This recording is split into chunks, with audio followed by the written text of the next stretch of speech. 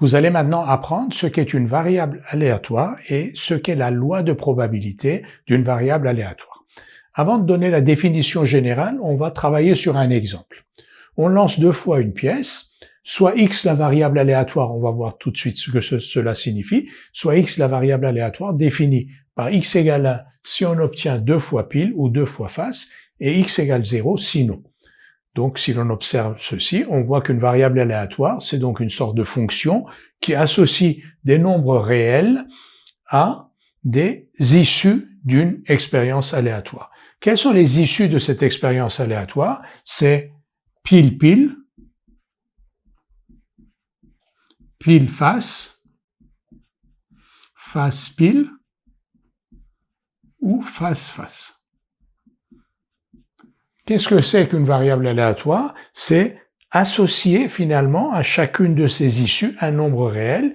Ici, c'est assez simple. On a 1 si on obtient deux fois pile ou deux fois face. Donc, à l'issue deux fois pile, on associe 1. On aurait pu associer 5.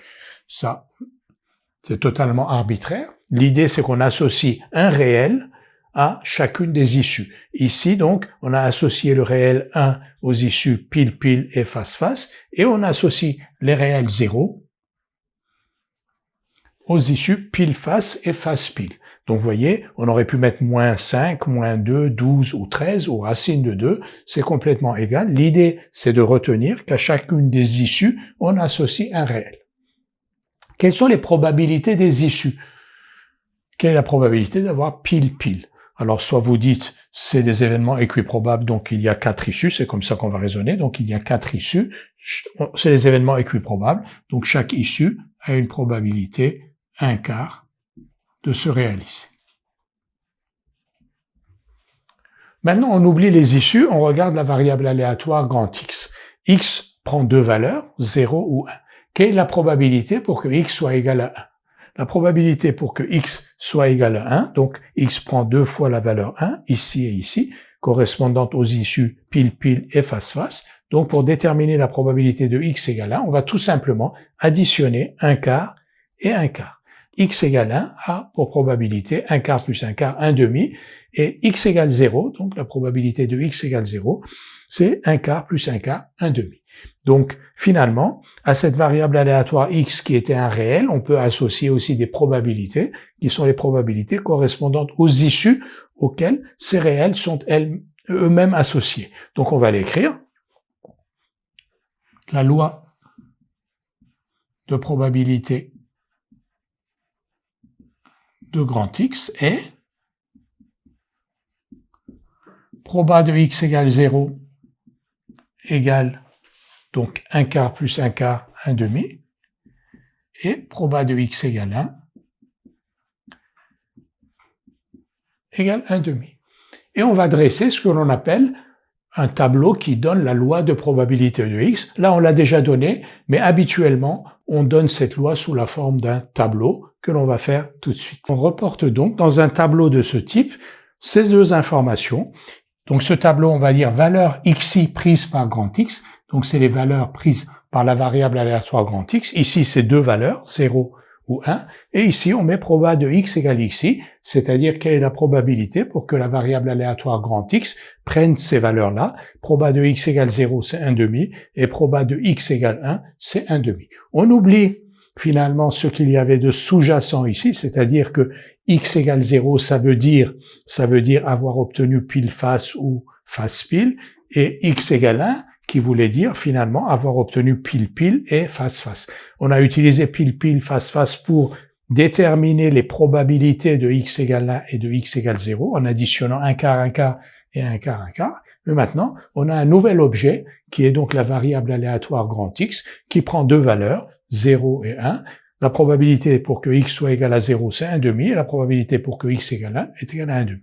Et vous voyez ici que la somme de ces probabilités doit être égale à 1, exactement comme ici. Après avoir vu cet exemple, nous allons maintenant revenir à la définition. On nous dit, soit E l'ensemble fini des issues d'une expérience aléatoire. Alors, l'ensemble fini des issues d'une expérience aléatoire, dans notre exemple, c'est, donc on lance deux fois une pièce, l'ensemble fini des issues, c'est pile-pile, pile-face, face-pile, face-face. une loi de probabilité est définie sur E. La voici. Pile, pile, un quart, pile, face, un quart, face, pile, un quart, face, face, un quart, et la somme, un quart plus un quart plus un quart plus un quart doit faire 1 pour que ça soit une loi de probabilité, et chacun de ces termes-là doit être positif ou nul. Définir une variable aléatoire grand X sur E signifie que l'on associe un réel xi à chaque issue EI de E. Ce que l'on a fait, on a associé à l'issue pile pile le réel 1, à l'issue pile face le réel 0, à l'issue face pile le réel 0 et à l'issue face face le réel 1. Comme je l'ai déjà dit, on aurait pu associer n'importe quel réel finalement à chacune de ces issues. La variable aléatoire x est alors définie par l'ensemble des valeurs xi qu'elle prend. Ici, quelles sont les valeurs qu'elle prend? Elle prend deux valeurs, 0 ou 1. Et les probabilités de P de x égale xi sont égales aux sommes des probabilités des issues auxquelles xi est associé. Ça veut dire quoi? Ça veut dire ici on a 1 ici et là, donc la probabilité x égale 1 ici et x égale 1 ici, donc la probabilité de x égale 1, ça va être la probabilité d'avoir l'événement pile-pile plus la probabilité d'avoir l'événement face-face, un quart plus un quart, c'est-à-dire un demi. Et de la même manière, on va associer donc à la probabilité de x égale 0 est égale à la somme des probabilités des issues auxquelles 0 est associé. 0 est associé à l'issue pile-face et à l'issue face-pile, donc probabilité de x égale 0 égale 1 quart plus 1 quart. On relie ensemble donc la définition, soit E l'ensemble fini des issues d'une expérience aléatoire, une loi de probabilité est définie sur E. Définir une variable aléatoire x sur E signifie que l'on associe un réel xi à chaque issue EI de E. Ici.